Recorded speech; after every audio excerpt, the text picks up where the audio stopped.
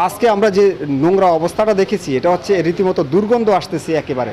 চট্টগ্রাম নগরের দামপাড়া এলাকার হান্ডি রেস্টুরেন্টে মেয়াদ উত্তীর্ণ মশলা ব্যবহার, খাবারের সুপে তেলাপোকার বাচ্চা পাওয়া এবং অপরিচ্ছন্ন রান্নাঘরের পরিবেশের অভিযোগে 1 লাখ টাকা জরিমানা করেছে জাতীয় ভোক্তা অধিকার ও সংরক্ষণ অধিদপ্তর। অভিযান পরিচালনাকারী কর্মকর্তা জানান, এর আগেও একই ধরনের অনিয়মের দায়ে রেস্টুরেন্টটিকে জরিমানা করা হয়েছিল, কিন্তু সংশোধনের পরিবর্তে আবারও নানা অনিয়ম পাওয়া যায়। এই কারণে জরিমানার পাশাপাশি রেস্টুরেন্ট কর্তৃপক্ষকে কঠোরভাবে সতর্ক করা হয়েছে। ভবিষ্যতে একই ধরনের অনিয়ম ধরা পড়লে প্রতিষ্ঠানটি সিলগালা করে দেওয়া হবে বলে জানানো হয়। এর আগেও এই প্রতিষ্ঠানকে জরিমানা করেছি, বড় অঙ্কের জরিমানাই করেছি, আপনারা ছিলেন। আজকে আমরা যে নোংরা অবস্থাটা দেখেছি এটা হচ্ছে রীতিমতো দুর্গন্ধ আসতেছে একেবারে। এটা সাধারণত ডাস্টবিনের সামনে দাঁড়ালে, বর্তমান সময় ডাস্টবিনের সামনে থেকেও এরকম দুর্গন্ধ আসে না। এই ওনার যে ওয়াশিংয়ের যে সেকশনটা, এই সেকশনটা থেকে এরকম দুর্গন্ধ আসতেছে।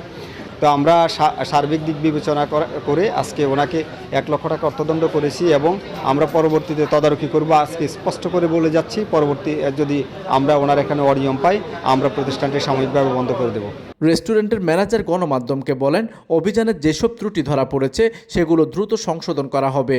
রান্নাঘর সহ পুরো রেস্টুরেন্টে মানসম্মত পরিবেশ নিশ্চিত করতে প্রয়োজনীয় ব্যবস্থা নেওয়া হবে বলেও তিনি জানান।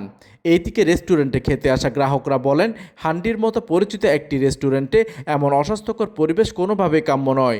তারা নিরাপদ ও মানসম্মত খাবার নিশ্চিত করতে সংশ্লিষ্ট কর্তৃপক্ষের নিয়মিত তদারকি ও কার্যকর ব্যবস্থা গ্রহণের দাবি জানান।